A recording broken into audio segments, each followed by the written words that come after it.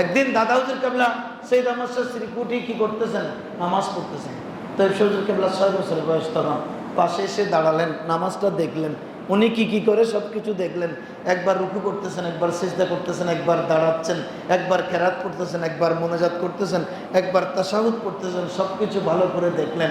নামাজ যখন শেষ করলেন তখন বাবাজিকে বললেন, দাদা হুজুর কেবলাকে জিজ্ঞেস করলেন, বাবাজি আপ কিয়া কর রহে, আপনি এতক্ষণ কি করেছেন? কই মাই নামাজ পড় রহা হুঁ। তো বলেন যে নামাজ পড়লে কি পাওয়া যায়? বলেন নামাজ পড়লে আল্লাহর সাথে দিদার পাওয়া যায়। তখন বলেছেন, বাবাজি নামাজ পড়লে যেহেতু আল্লাহর সাথে দিদার পাওয়া যায়, আমিও আজ থেকে নামাজ পড়বো, আমাকেও আল্লাহর সাথে দিদার পাইয়ে দিতে হবে। সেদিন থেকে মৌত পর্যন্ত কোনোদিন এক ওয়াক্ত নামাজ যিনি কাজা করে নাই, ইনি হচ্ছেন হুজুর তৈয়ব শাহ হুজুর কেবলা।